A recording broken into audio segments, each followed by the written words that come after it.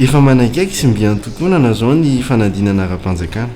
Maro amin'ireo mpianatra no efa eo ampamerenana tanteraka ary isika ray aman-dreny kosa dia manao izay faraherintsika no hanana azy ireo. Saingy fantatsika ve fa tsy mifahaizana lesona ihany no antoky ny fahombiazana fa eo koa ny fahasalamana sy fahaizan'ny adony tahirizan'ny anarany. Matetika isika no manainy amin'ny avizanan'ny saina sy ny fitadiavana fa olana maritra ho an'ny zanantsika. Mba hanampinanao sy ny zanakao hiatrika izany ampitoniana, indreto misy torohevitra manandanja azonao iaraha midinika amin'ny dokotera mba azonao vahaolana matotra momba ny fitadidiana sy ny fifantohany ankizy. Araory ity horonan-tsara ity. Ny sakafo zany no tena zava-dehibe dia ny zavatra faran'izay tsotra ihany. Arak'izay nandaminana azy dia misakafo tsara maraina sy atoandro sy hariva. Dia amin'ny sakafo anankiray zany dia misy ny sakafo rehetra hoe ny glucide, ny siramamy. Atsasaky ny sakafo zany tokony ho siramamy. Ny antsika tsisy olona rehefa vary dia efa siramamy dia efa tsy eritreretina intsony zany. Fa miaraka amin'ny lipide, ny menaka zany ny atsasany zany 50% zany ny glucide, 50% ny lipide sy ny protide. Ireo zany ny sakafo mila mifandanjalanja ny maraina sy ny atoandro sy ny hariva. Ny rano zany tokony sotro farafakely ny ray litra sasany 2 litra isan'andro. Ny mpianatra zany tokony atory manoatra kokoa noho ny olon-dehibe. Ny olon-dehibe manko zao adiny 9 eo dia efa ampy, fa ny mpianatra zany mety adiny 7, adiny 8. Dia n'izay ny tsara mihitsy hoe isan'andro dia efa mizatra n'izay matory adiny 9 ka hatramin'ny adiny 8 fa tsy rehefa akaiky mifanadinana vao adiny 3, adiny 4 ny matory. Tsy dia tsara loatra manao an'ilay lasesta. Fa raha ohatra moa ka hoe mampanala vizana n'ilay olona na mpianatra na olon-dehibe dia tsy maninona ilay matory kely. Rehefa tena vizaka loatra dia lasa tsisy miditra amin'ny loha akory ary ny zavatra nianarana, dia lasa tsy mahavita mamerina lesona, lasa reraka, tsy concentré intsony zany. Zay no ratsy amin'ilay izy.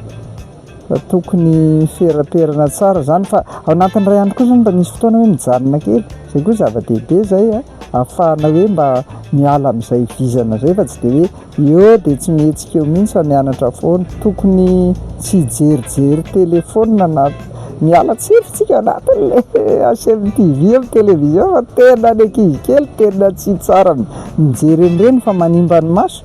Fa ny lehibe ara ferana ihany koa le mijery ny telefona sy ny televizion sy ny ordinateur. Izay no mahatonga ny spesialista manao an'ireny hoe anti-reflet amin'ilay solomaso, satria manimba ny maso mihitsy le izy dia mety misy fiantraikany amin'ny ati-doha moa zany rehefa amin'ny maso le izy fa mifandray foana zany ireo. Zava-dehibe aloha amin'ny fampianarana, amin'ny fianarana mandritra ny taom-pianarana zany tokony mianatra tsara dia mba tonga dia afaka amin'iny fanadinana voalohany première session iny dia afaka manao vakansa tsara mihitsy, dia afaka indray rehefa avy eo mandamina kely indray hoe mba manao stage kelikely eny, indrindra moa zany ho an'ny lehibe.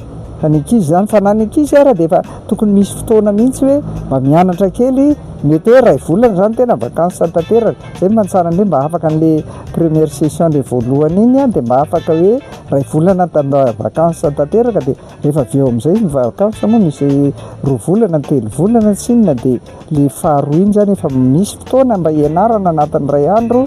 Ho an'ny lehibe moa zany efa misy fotoana tokony manao stage bénévole isan-karazany eny, dia amin'izay le mizatra tsikelikely hidirana amin'ilay taom-pianarana manaraka indray.